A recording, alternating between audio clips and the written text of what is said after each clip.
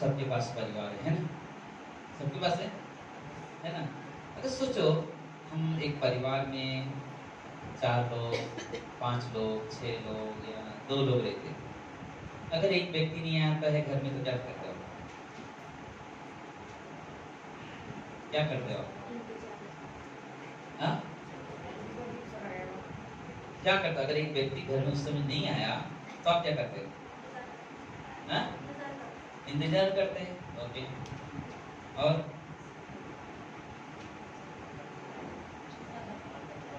Call करके बुलाएंगे, phone नहीं उठाया तो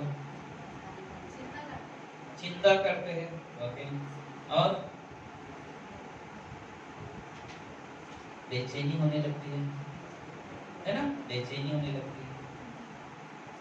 अरे क्या होगा? अरे किधर है? क्या आया नहीं अभी तक? अरे मेरी वाइफ काम पे गई, आई नहीं अभी तक, कितना समय हो गया? अरे मेरे पति कभी गए, उतना बजे छूट जाते, आए नहीं अभी तक, कहाँ है, कभी आएंगे ना? हम लोग सोचते हैं मेरा बेटा आए नहीं अभी तक काम पे से, कहाँ है, कब आएगा? सोचते हैं हम लोग, है ना? सोचते हैं। हम एक इंसान होने के नाते अगर हम ऐसा सोचते हैं, सोचो एक व्यक्ति अगर परमेश्वर के भवन में नहीं आता तो प्रभु नहीं सोचता होगा? हाँ? सोचता है कि नहीं सोचता है ना?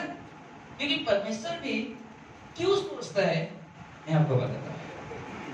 हम लोग प्रार्थना करते हैं, फिर आगे हम लोग पढ़ेंगे तो मैं बताऊंगा। इसका याद दिलाना मुझे, अगर मैं भूल गया तो, और याद रहा तो जरूर बताऊंगा। तो हम लोग मत्ती 16:18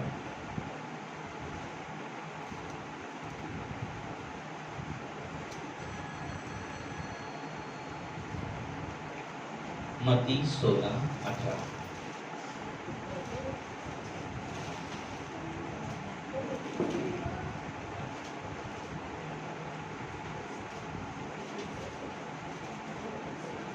यीशु मसीह कहता है, और मैं भी तुझसे कहता हूँ।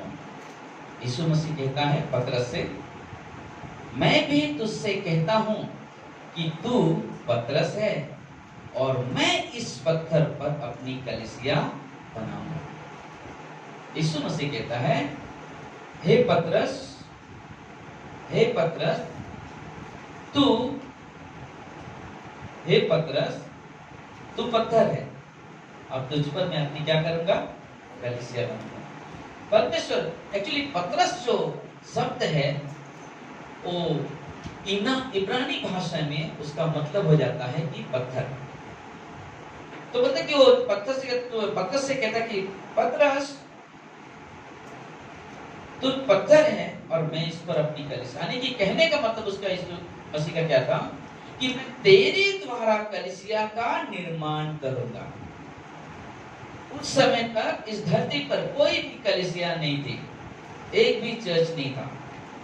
उस समय यीशु मसीह ने पतरस से बात कर रहा और कहता कि पतरस तू चट्टान है और इस पर मैं अपनी कलीसिया बनाऊंगा, इस पर मैं अपनी कलीसिया बनाऊंगा। आइए हम लोग प्रार्थना करते हैं। परमेश्वर प्रभु जी हम धन्यवाद देते हैं आज के इस दिन के लिए, आपकी महिमा, आपकी प्रशंसा, आपकी बड़ाई करते हैं। प्रभु परमेश्वर आज के वचन के द्वारा हम सभी से बातें करें और अपनी महिमा, अपनी बड़ाई करें। प्रभु यीशु के नाम से सब कहते हैं आमीन। तो उसने कहा कि मैं तेरे द्वारा इस कलीसिया का क्या करूंगा? निर्माण करूंगा। और जब हम पेंतोकाम 2 अध्याय में जाते हैं तो हम देखते हैं कि पेंतीकोस्त का दिन होता है, जहाँ पे यीशु मसीह के 12 शिष्य, उसके अलावा जिन्होंने संदेश सुना था वो सारे लोग इकट्ठा हुए, 120 लोग करीब एक छत के ऊपर बैठे हुए थे। और देखते हैं हम लोग दूसरा अध्याय पेंतोकाम का पढ़ते हैं, फिर हम लोग आगे देखते हैं। जब पेंतीकोस्त का दिन आया तो वे एक जगह इकट्ठे थे। एकाएक आकाश से बड़ी आंधी की सी सनसनाहट का शब्द हुआ और उससे सारा घर जहां वे बैठे थे गूंज गया और उन्हें आग की सी जीभें फटती हुई दिखाई दी और उसमें से हर एक पर आ ठहरी। वे सब एक पवित्र आत्मा से भर गए। जिस प्रकार आत्मा ने उन्हें बोलने की सामर्थ्य दी, वे अन्य अन्य भाषा बोलने लगे। अन्य अन्य भाषा का मतलब वो नहीं जो आज बहुत सारी कलीसिया में बेवकूफी जैसा बोलते हैं। उनको पूछो भाई इसका मतलब क्या है, मालूम नहीं, ये सिर्फ मैं मेरा। लेकिन जब तुम और तुम्हारा परमेश्वर के लोग नहीं बता सकते हो कि इसका मतलब क्या है। बल्कि अन्य भाषा वो नहीं जो आज बहुत सारे कलीसिया के लोग, बहुत सारे विश्वासी उपयोग करते थे, जो कि उसको खुद को नहीं मालूम करके आ रहे हैं। उनको खुद को नहीं मालूम करके आ रहे हैं, लेकिन उनको लगता ना पवित्र आत्मा बात कर रहा है। पवित्र आत्मा बात वो करता है जो अभी हम पढ़ेंगे, हमें और मालूम पड़ेगा कौन सी अन्य भाषा थी। आकाश के नीचे की हर जाति में से भक्त यहूदी यरूशलेम में आए थे। जब यह शब्द हुआ तो भीड़ लग गई और लोग घबरा गए, क्योंकि हर एक को यह सुनाई देता था कि ये मेरी भाषा बोल रहा है ना। क्या बात कर रहे हैं? उस भाषा में जिस भाषा को हम और आप समझ सकते हैं। वहां मेले में क्या होता है, लोग जाते हैं मेले में। अगर संसार में भी मेला लगते हैं, क्या वही लोग जाते हैं जिनके लिए मेला है? हर एक आदमी चला जाता है, हर एक आदमी चला जाता है। लेकिन जब उस मेले में गया तो पता कि जितने भी लोग आते, सब जब पतरस और उसके साथ सारे लोग मिलकर जब बातें कर रहे थे, तो बोलते कि सब ने एक चीज सुनाई दे रही, अरे ये तो मेरी भाषा में बात कर रहा है, मेरे शब्द सुनाई दे रहे, मेरे शब्द सुनाई दे रहे। और सब लोग चकित हो गए। ये सब चकित होकर कहने लगे, ये देखो जो बोल रहे हैं, क्या ये गलीली नहीं? जो बोल रहे हैं ये गलीली। तो फिर क्यों हम में से हर एक अपनी जन्मभूमि की भाषा सुनता है? बोलते हैं लोग तो गलीली है, इनको क्या मालूम हमको हमारी भाषा क्या है। लेकिन जब ये लोग बोल रहे हैं तो हमें हमारी भाषा में मालूम पड़ा कि मेरी भाषा में बातें कर रहे, मेरी भाषा में बातें करे। सोचो, मैं महाराष्ट्र के किसी गांव में चला जाऊं और उनके भाषा में बात करूं, मैं कहता हूं कि बहुत ही ध्यान से सुनेंगे।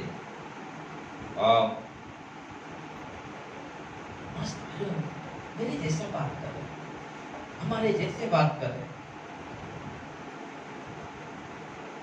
उनको एकदम परिचित, पता ना अपनापन दिखाई देता। तो मतलब जब वो लोग शिष्य लोग जब प्रचार कर रहे थे, सब लोगों में अरे ये लोग तो कर रहे, लेकिन हमारे भाषा में बात कर रहे।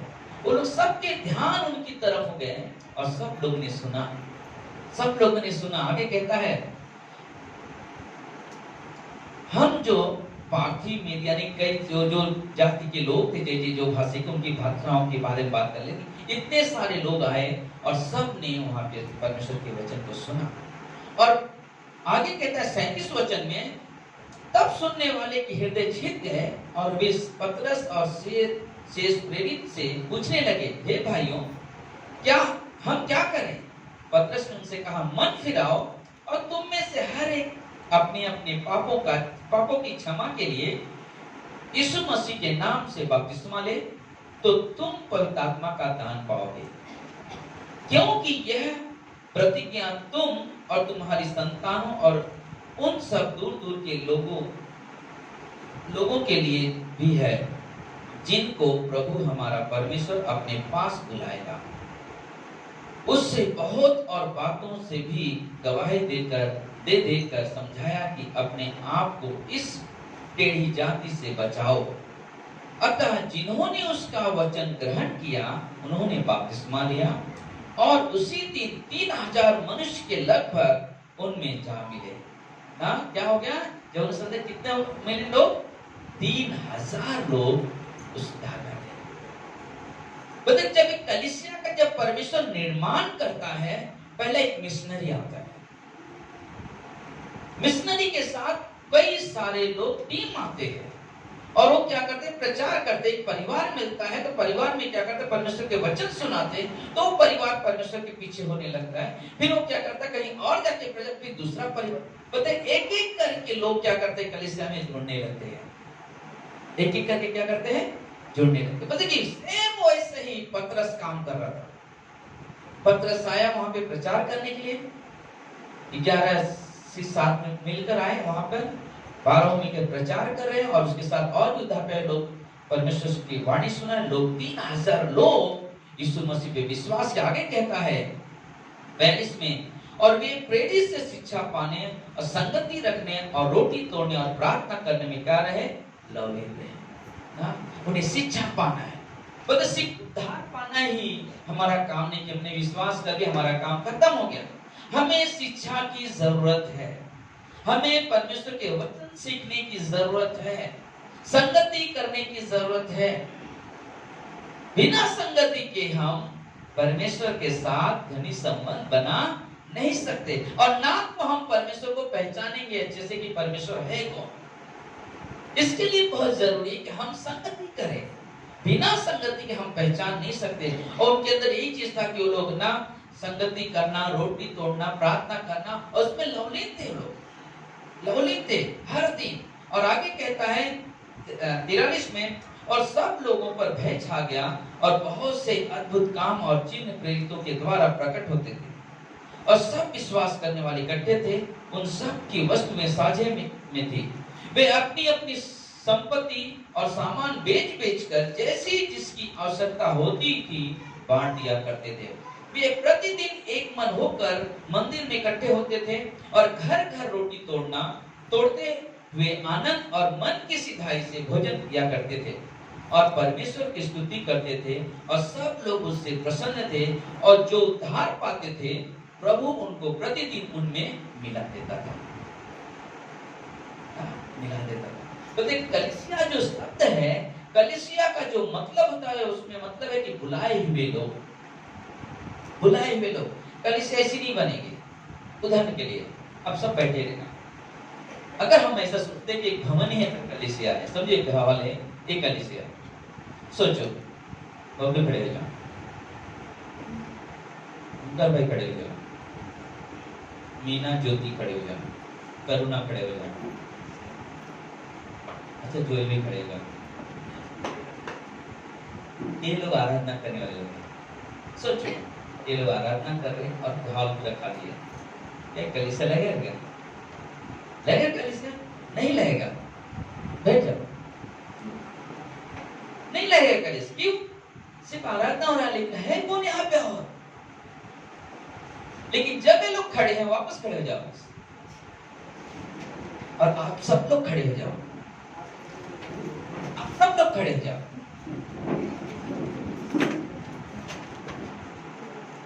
ये है कलीसिया।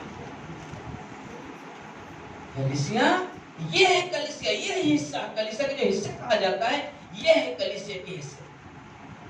कोई ये नहीं कह सकता है कि मेरी जरूरत क्या है कलीसिया में। बोलते कि हर एक इंसान की जरूरत है। और जो हमने कहा कि अगर कोई नहीं है तो परमेश्वर कितना मालूम है?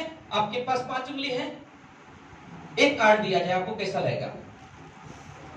अच्छा नहीं लगेगा, और बार बार आपका ध्यान जाएगा ना। मतलब कि वैसे जब भवन में परमेश्वर के जब लोग नहीं आते, परमेश्वर भी ऐसी बता क्यों नहीं लोग आए ना, उसको एकदम ऐसा अजीब सा लगता है परमेश्वर को कि मेरे बच्चे जिन्होंने मुझ पे विश्वास किया कहाँ है वे? कहाँ है? कहाँ गए? कि परमेश्वर उस चीज को पाता है अपनी एक उंगली। क्यों परमेश्वर बात कर रहे हैं? बैठ जाइए सब लोग। पहला कुरिन्थियों के 12 अध्याय खोलो।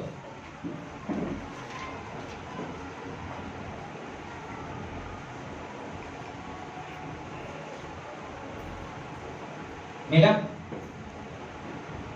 12, 13, 14 वचन 12 अध्याय में यहाँ पे लिखा हुआ है, क्योंकि जिस प्रकार देह तो एक है और उसके अंग बहुत से हैं, उस एक देह के सब अंग बहुत होने के पर भी सब मिलकर एक ही देह है, उसी प्रकार मसीह भी। क्योंकि हम सब ने, क्या यहूदी हो या क्या यूनानी, क्या दास हो क्या स्वतंत्र, एक ही आत्मा के द्वारा एक देह होने के लिए बपतिस्मा लिया, और हम सबको एक ही आत्मा पिलाया।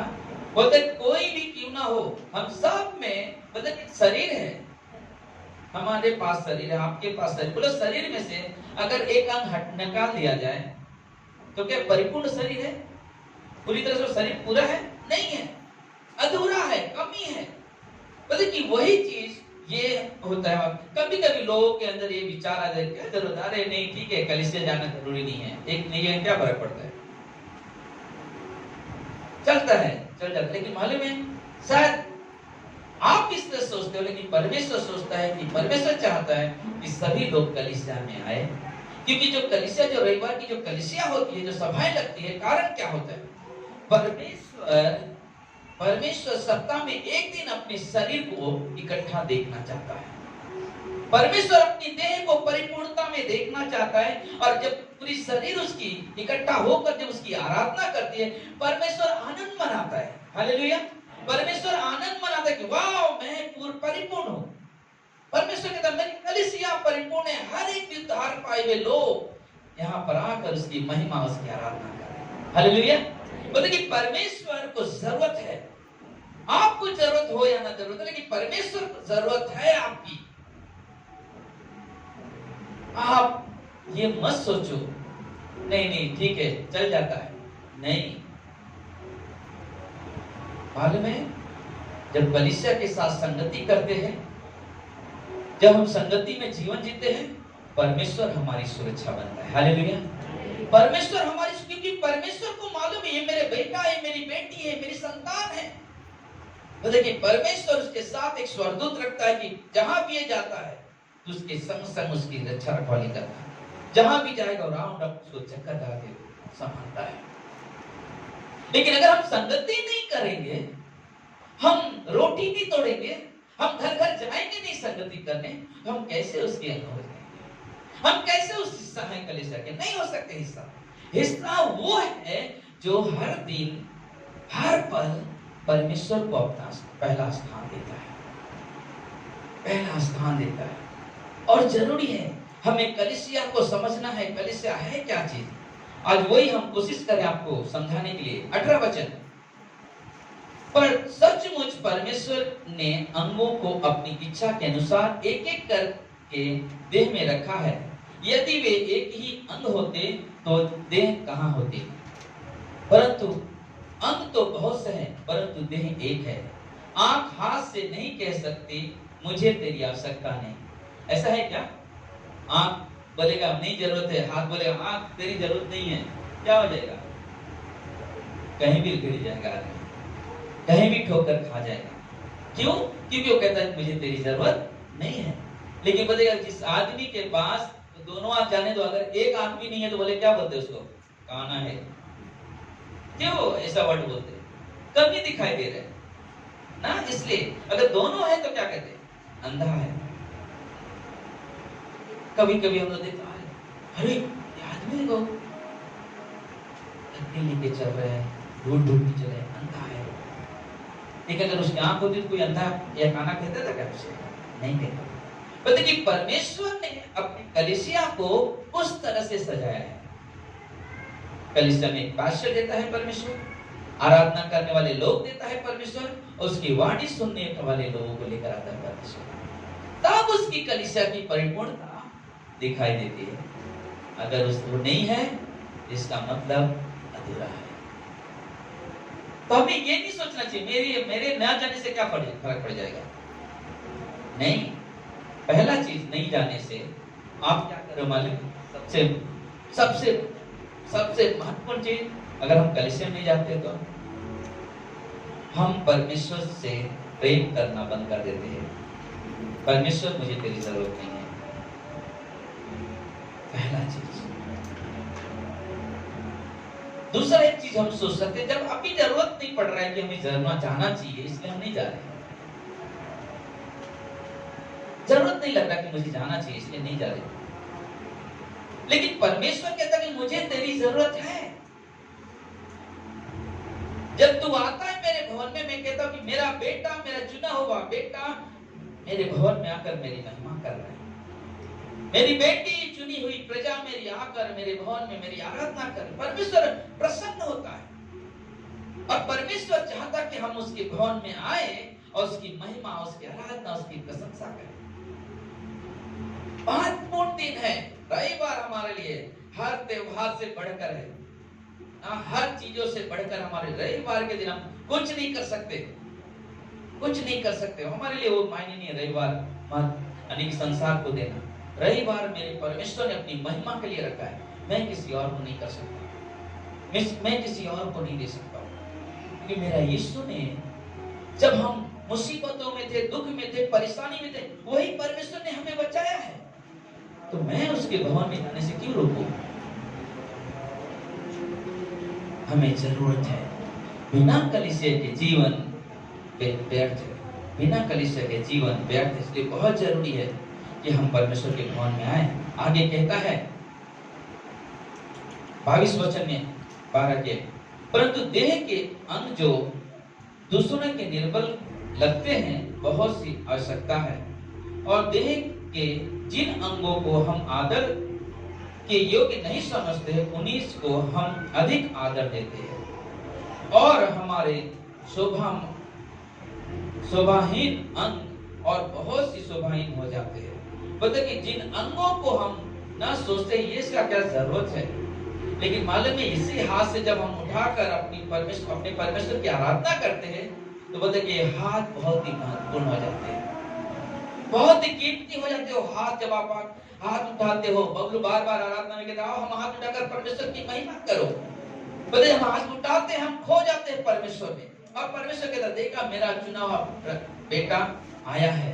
साथ इस हाथ से उसने कई गुनाह किए होंगे, कई पाप, लेकिन आज मेरे भवन में आया है, मेरे पास अपने मन को रखा है, और आज मेरे उसी हाथ से परमेश्वर और यानी परमेश्वर कहता है मेरी महिमा करता है। परमेश्वर को ये चाहिए कि उसके बेटे बेटियां उसकी महिमा के लिए कलीसिया में आए और उसके साथ एक घनिष्ठ रिश्ता बनाकर उसकी महिमा, उसकी प्रशंसा करें। बता, आप घर देखते हो, घर बनता है, घर कैसे बनता है? नींव डाला जाता है पहला, है ना, नींव डालते हैं, उसके बाद ईंट। सोचो नींव तो हमने अच्छा रख दिया, लेकिन ईंट हम लोग उल्टा सीधा रख रहे हैं, क्या दीवार सही होगा? नहीं होगा।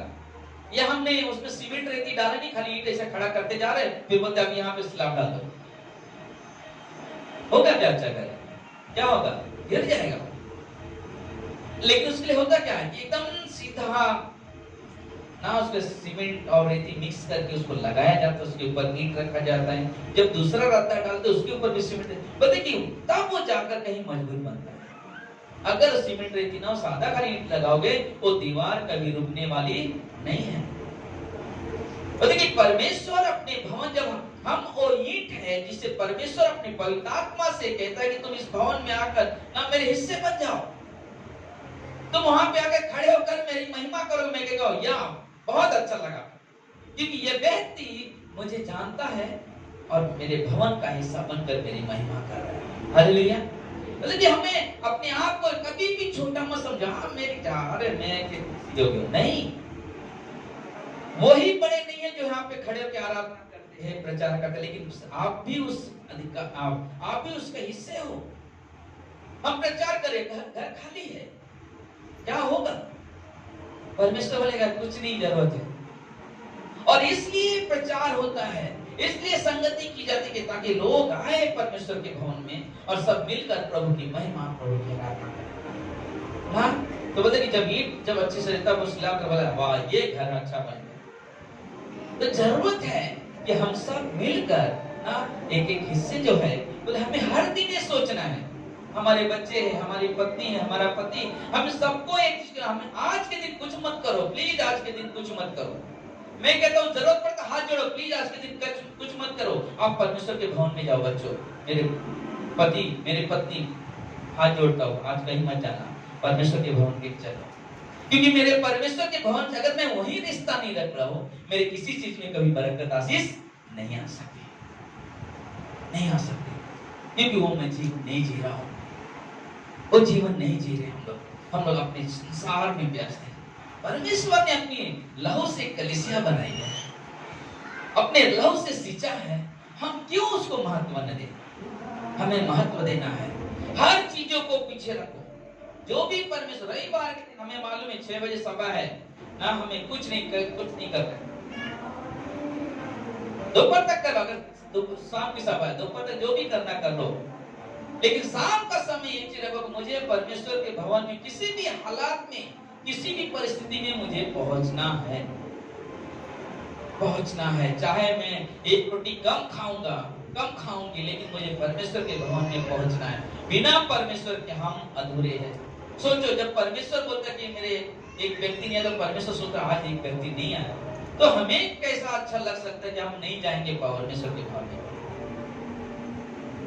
जो परमेश्वर हमें बनाया वो चाहता है कि हम उसकी संगति में रहे। आज मुझे बहुत अच्छा लगा, सुबह में पास्टर जी ने जब संदेश दिया तो उन्होंने कहा कि मालूम है लोग उस समय दूर जाने लगते जब परमेश्वर की आवाज सुनना बंद कर देते हैं। परमेश्वर की आवाज सुनना बंद कर देते हैं, इसलिए क्या करते लोग बाहर की आवाज सुनने में ज्यादा रहते हैं ना। मैं कभी सोचता हूँ मैं बोलना नहीं चाहिए, लेकिन मैं बोलना चाहता हूँ। आप प्लीज आप लोग से बात कर रहा हूँ, मैं ध्यान रखना। आपके व्हाट्सएप पे स्टार्टेड होता है, आप पिक्चर के सब चीज रखते हो, रियली एक विश्वासी का नेचर नहीं है। आपको बुरा लगेगा चलेगा, एक विश्वासी का नेचर नहीं है। आप क्या प्रभु यीशु के सॉन्ग नहीं गाने नहीं मिलते हैं, और ऐसे भद्दे लगते हैं मुझे, देखा हूँ कई बार ना, अच्छा नहीं लगता। हम लोग परमेश्वर के लोग हैं, परमेश्वर के वचन से उसे सजाओ ना। कोई अविश्वासी भी अगर आपके दोस्त सहेली और दोस्त होंगे, वो भी देख के कहेंगे अरे ये कहां से वचन मिला। नहीं वो तो बहुत एक तो बोलेंगे अच्छा तू क्रिश्चियन बन गया क्या, या मसीह बन गया क्या, तू ये सब रखता। हाँ बना हूं मैं, मेरे प्रभु ने मुझे सब कुछ जीवन में बदलाव लेकर आया, तो मैं उसके सिवा किसकी आराधना करूं। इसलिए बहुत जरूरी है अपने आप को संभालो। रेल में तक अपने आप को संभालो। आप अपने आप को समझो कि मैं परमेश्वर के भवन का हिस्सा हूं। हिस्सा में अगर कुछ गड़बड़ है, समझो एक खंबा खड़ा हुआ है, लेकिन खंबे में बीच में दरार पड़ते जा रहे हैं, इसका मतलब एक ही चीज है, ये खतरे में है मेरे, ये घर खतरे में है, दरार होते चली जा रही है। हमें अपने आप को संभालना है। हमें आपको पिछले रविवार में हमने कहा था ना, परमेश्वर के लिए आप बहुत ही मूल्यवान हो। परमेश्वर को मालूम है आपका मूल्य कितना। हमें भी मूल्य समझना चाहिए कि परमेश्वर ने अपना कीमती लहू हमारे लिए दे दिया है, तो क्यों ना हम अपना जीवन उसको समर्पित करें और उसकी महिमा, उसकी प्रशंसा, उसकी बढ़ाई करें। कभी भी अपने जीवन को व्यर्थ मत जाने दो। मैं 2 महीने में बहुत कुछ सीखा, और मैं जितने भी हमारे चर्च में लोग हैं, मैं सबको आगाह कर रहा हूँ, प्लीज अपने जीवन को व्यर्थ मत करो ना। 2 दिन पहले किसी घर में कुछ तकलीफ आ गई, बोला कि परमेश्वर हमारे साथ अन्याय किया। भाई के शब्द बोला तो मैं पहले सोच में पड़ गया कि यानी कि सब अच्छा हो तो सब परमेश्वर अच्छा कर रहा है, थोड़ा सा गड़बड़ हो गया तो परमेश्वर मेरे साथ अन्याय किया। मतलब मैं नहीं विश्वास करता इस चीज के बारे में। परमेश्वर अन्याय नहीं है, परमेश्वर न्याय परमेश्वर है। अगर वही परमेश्वर हमको बोलने लगे तुम अन्याय कर रहे हो क्योंकि मेरे साथ अच्छा संबंध नहीं बना रहे हो, तो हम क्या बोलेंगे उस समय? हम लोग बोलेंगे क्या ऐसा? नहीं प्रभु सच बोल रहे तो नहीं बोलेंगे। हमें अपने जीवन को संभालना है, हमें अपने जीवन को संभालना है। हम परमेश्वर के भवन के हिस्से हैं। हम कैसे अपने आप को रखें जिससे हम परमेश्वर को ऊंचा उठा सकें, हम परमेश्वर को महिमा दे सकें। आप अपने घरों में जाओगे, आपके बच्चे नहीं आए हैं, कितने सारे लोगों के पति नहीं आए हैं, कितने लोगों के बच्चे नहीं, कितने लोगों की पत्नियां नहीं आई, जिससे शादी हो गई उसकी नहीं, शादी नहीं हुई है निरंजन उनको नहीं, लेकिन जिसकी शादी हो गई। मैं बताता हूँ, आपको बोलना चाहिए प्लीज सब कुछ करो, लेकिन मैं हाथ जोड़ रहा हूँ, सच बता रहा हूँ, परमेश्वर के लिए ये आप बुरा नहीं कर रहे हो, लेकिन आप रिक्वेस्ट करो। लेकिन जरूरत पड़े ना उन्हें ताड़ना दे दो, तुम नहीं सुनोगे, मैं कहता हूँ दिल से, हक से कहती हूँ, बहुत बड़ी समस्या आ सकती है और बाद में पछताने के सिवा कुछ दिखाई नहीं देने वाला। इसलिए आप परमेश्वर के भवन के हिस्से हो, परमेश्वर इतना महत्व दे रहा है, हमें भी परमेश्वर के लिए उतना महत्व देना है, हमें भी उतना महत्व देना। हम अपने जीवन को व्यर्थ न जाने दें,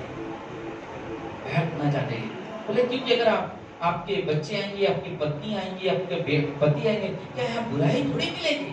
यहाँ पे वो जीवन मिलेगा हमें जो अनंत काल तक के लिए रहेगा। हालेलुया। मतलब वो जीवन संसार नहीं दे सकता है। उल्टा मालूम है कुछ ना कुछ प्रॉब्लम होते जाएगा, लास्ट में क्या हो जाएगा मालूम है? मेरा शर्ट है फट गया है, अब मैं उसको सिलाई कर रहा हूँ, अच्छा दिखना चाहिए करके सिल दिया, तब तक इधर से फट गया, इधर सीधा तब तक मालूम पड़ा इधर से बढ़ गया। अक्सर ये होगा क्योंकि हम परमेश्वर को महत्व नहीं दे रहे, हम अपने हिसाब से कोशिश कर रहे। आदम और हवा ने यही काम किया। उन्होंने परमेश्वर की आवाज सुनना बंद करके शैतान की आवाज को सुना, पाप में गिर गए। लंगोट बनाया भी तो ऐसा कि बार बार टूट के गिर रहे हैं, बार बार टूट के गिर रहे हैं, तो बार बार पत्ते जोड़ते चले जा रहे हैं ना, बार बार जोड़ते चले जा रहे हैं। लेकिन क्या हुआ? कौन कपड़ा पहनाया जो हमेशा के लिए था? प्रभु ने ही पहनाया। प्रभु ने वो कपड़े दिए जो हमेशा के लिए उसके पाप को ढाक दिया। आज हम लोग विश्वास करते हैं उस परमेश्वर पे जिसने हमारे पापों को हमेशा के लिए दफन कर दिया। हमारा परमेश्वर कभी याद भी नहीं करता। इसलिए मैं वापस आखिरी में कहता हूँ, परमेश्वर आपसे प्रेम करता है और परमेश्वर आपको समझता है और परमेश्वर चाहता है कि आप उसके भवन के हिस्से हो। कभी भी ये मत सोचो कि यहाँ पे हम नहीं आने वाले कोई भी कहो चलो समय हो गया है। और ये जीवन बहुत ही महत्वपूर्ण जीवन है, कहीं ये जीवन नहीं मिलेगा। क्योंकि प्रभु ने पतरस से कहा, मैं तू चट्टान है, इस पे मैं अपनी कलीसिया बनाऊंगा, मैं अपनी कलीसिया बनाऊंगा। परमेश्वर का ये भवन है। मैंने नहीं कलीसिया बनाया। यहाँ पे आके मैं मानपुर में आके मैंने कलीसिया नहीं बनाया, ये परमेश्वर का काम है। क्योंकि परमेश्वर ही लेकर आता है। पिछले शुक्रवार का जो पास्टर के साथ में मीटिंग चला था, वो पहली बार आए थे इंडिया में। कुछ ही साल के बाद उनको यहाँ से निकल जाना पड़ा। फिर उन्होंने पास्टर कल को लेके पास्टर कल वापस 1 साल ही बाइबल वापस उनको आके संभालना पड़ा। आज कोई और, लेकिन परमेश्वर काम करता है। हम और आप बस पता नहीं कि हमने कई बार कहा कि एक बर्तन है, बॉटल है, अगर बॉटल खाली है, किसी को प्यास लगा के आपके खाली बॉटल दोगे नहीं, उसको भरोगे। बता हम लोग वो बर्तन है। परमेश्वर जिसको जहां चाहे उद्धार पाना है तो परमेश्वर क्या करता है, वहां पे लेके जाता है, उन्हें संदेश सुनाने को कहता है, और वो जब उद्धार में आ जाते हैं उसकी बेटे और बेटियां बन जाते हैं। हालेलुया। बोले कि परमेश्वर ये काम कर रहा है। और परमेश्वर आज के दिन आपसे यही उम्मीद करता है कि आप अपने महत्व को समझो, कि आप परमेश्वर के भवन के हिस्से हो। तो देखिए, जिस कुर्सी पे बैठे हो, एक चीज सोच के रहोगे, कुर्सी कभी खाली नहीं रखोगे, ना रखोगे। क्योंकि परमेश्वर ने मुझे अपने भवन में बुलाया है, अपने भवन में बुलाया। आइए हम लोग प्रार्थना करें। प्रिय परमेश्वर, प्रभु को हम धन्यवाद देते हैं, सारा आदर सारा महिमा आपको देते हैं मेरे महान परमेश्वर। आपकी स्तुति करते हैं प्रभु जी, आपकी बड़ाई करते हैं परमेश्वर। प्रभु आप जैसा कोई नहीं, आपके तुल्य कोई नहीं प्रभु जी। इस समय हम सब प्रभु आपसे विनती प्रार्थना करते हैं कि तेरे भवन में हम बने रहें, तेरे भवन में हम बने रहें, तेरे भवन में चले फिरे, तेरे भवन में आनंद करें। क्योंकि परमेश्वर तेरे भवन में आनंद की भरपूरी है, तेरे भवन में आनंद की भरपूरी है। जहां तू है वहां चंगाई है, जहां तू है वहां सुरक्षा है, जहां तेरी मौजूदगी है बुराई का अंत है। हे मेरे पिता, हम तुझे धन्यवाद देते हैं, तेरी महिमा करते हैं, तेरी बढ़ाई करते हैं। आज जो हमने संदेश सुना है प्रभु, ये हमारे जीवन के लिए सबसे महत्वपूर्ण संदेश हो कि हम परमेश्वर के भवन के हिस्से हैं और हम परमेश्वर की महिमा, परमेश्वर की बढ़ाई इस जीवन से हमेशा करेंगे। जब तक हम इस धरती पर जीवित है, अपने यीशु की महिमा करेंगे, अपने यीशु की आराधना करेंगे। आइए हम अपने अपनी जगह पे खड़े होंगे। धन्यवाद मेरे पिता, धन्यवाद मेरे प्रभु, तू महान है पिता, तू पवित्र है परमेश्वर, तू दयालु है परमेश्वर। यहाँ पे आए हुए लोगों के लिए हम आपसे विनती करते हैं परमेश्वर कि ऐसी बुद्धि, ऐसे ज्ञान दे प्रभु कि तुझे अपना पहला स्थान दे और तेरे नाम को ऊंचा उठाए। तेरे नाम की महिमा करें प्रभु। चंगाई बहुत जगह मिल जाएंगी, आशीष बहुत जगह मिल जाएंगी, लेकिन शिक्षा पाने के लिए हमें परमेश्वर के भवन की जरूरत है, जहां पे शिक्षा पाई जाए कि हमारा जीवन कैसे है। मेरे ईश्वर, अपनी बुद्धि से तृप्त कर परमेश्वर,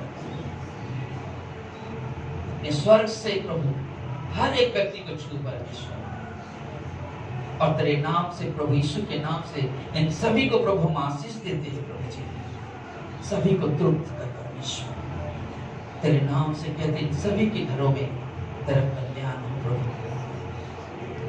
तेरी महिमा, तेरी स्तुति, तेरी बड़ाई हो मेरे राजा। धन्यवाद मेरे प्रभु, धन्यवाद मेरे पिता। हम सब तेरी महिमा करते हैं, तेरी बड़ाई करते हैं। कोई भी इस संदेश को छोटा ना समझे। आज पवित्र आत्मा कुछ महत्वपूर्ण चीजें आपसे बताई है, जो एक हफ्ता पहले मुझे बताया और कहा कि जा अपने लोगों को बता।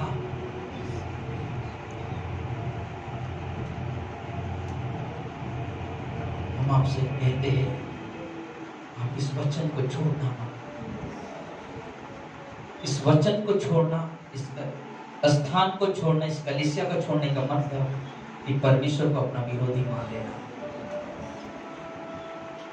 अपने जीवन को प्रभु को समर्पित करो, प्रभु के साथ एक गहरा संबंध बनाकर अपने जीवन को प्रभु को दे दो।